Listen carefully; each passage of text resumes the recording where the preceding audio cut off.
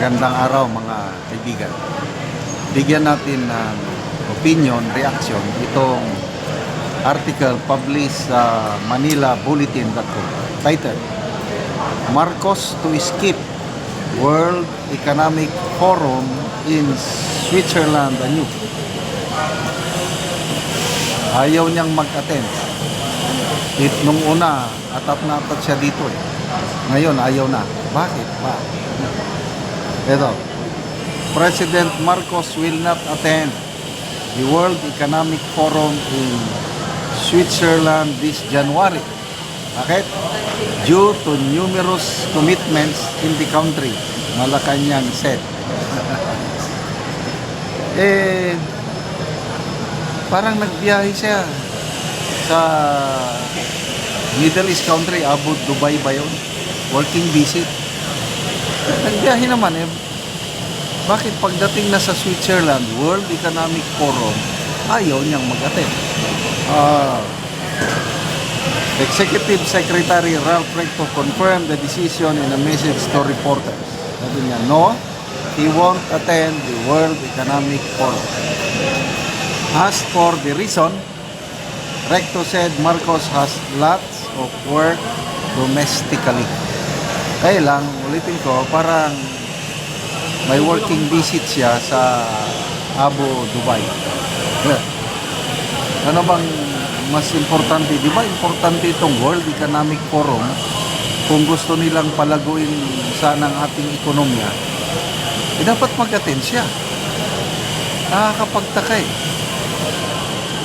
Recto said, the Philippines will still be represented at the forum with Ambassador Manuel Antonio Donde Tehanque and Ambassador Bernard Faustino D.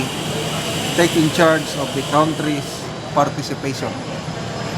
Tehanque is the Philippines' permanent representative to the World Trade Organization, while D. serves as the Philippine ambassador to Switzerland. The annual meeting 2026 of the World Economic Forum is scheduled to take place in Davos clusters from January 19 to 23. Malacanang did not indicate whether Marcos will deliver any message or participate remotely in the discussion. This marks another year that Marcos will skip the annual global gathering of political and business leaders. The president also did not attend the World Economic Forum in 2025. In 2025, Recto, then serving as Department of Finance Secretary, represented Marcos at the forum as a special envoy and head of the Philippine delegation. Recto led engagement in Davos aimed at securing investments to support inclusive economic growth in the Philippines. The World Economic Forum is an annual meeting that brings together heads of the states, policymakers, business leaders, and civil society groups to discuss global economic trends, development priorities, and emerging international challenges. While skipping World Economic Forum this year, Malacanang had announced that Marcos will fly, ito na yung sinasabi ko, will fly to Abu Dhabi, United Arab Emirates on Monday. Sabado mga yan, on Monday, January 12, upon the invitation of UAE President Sheikh Mohammed bin Zayed Al Nahyan. While in the UAE, the President will attend Sustainability Week and witness the signing of the Comprehensive Economic Partnership Agreement and Memorandum of Agreement on Defense Cooperation. Okay, so magbiyahe siya sa Middle East, kailang ayaw niyang magbiyahe sa Switzerland na kung saan pag-usapan ang tungkol sa ekonomiya. To me, napaka-importanting gathering sana ito. Maalala ko nung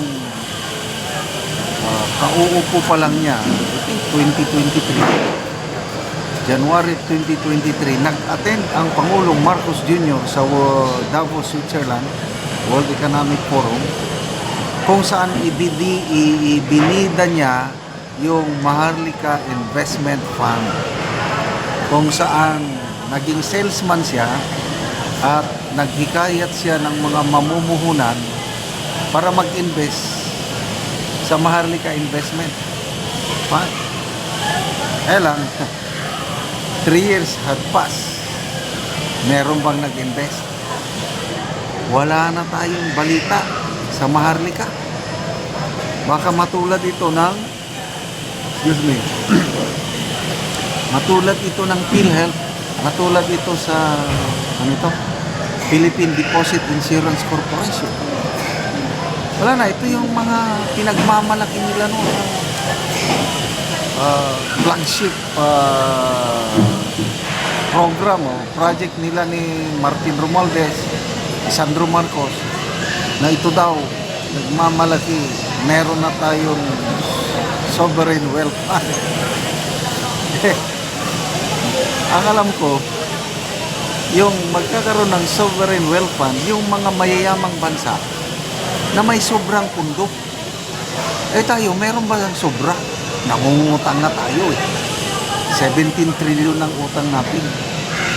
So saan nila kinuha yung ipinondo sa Maharlika Investment Fund? Kinuha pa rin sa atin. Land Bank, BDP, kung saan-saan pa dyan. I don't know how many billions na. 150 billion na ata. Ang tanong, meron na bang kita? Palagay ko wala pa. Kung meron man, yung kita nila, yung parang interest lang ng kwarta, na ginagamit lang na pangsweldo sa mga executives ng Maharlika Investment Corporation.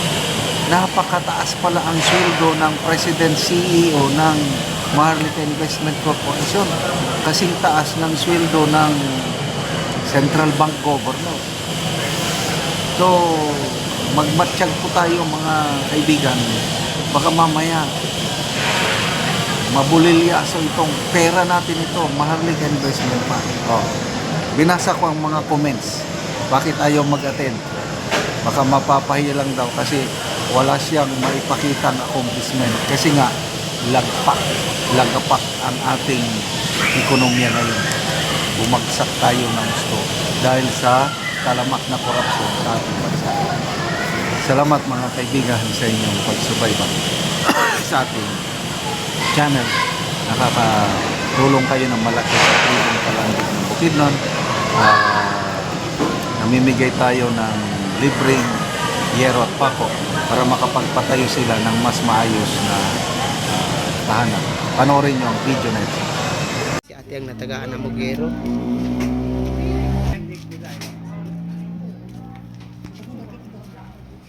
So, ano niya ang balay.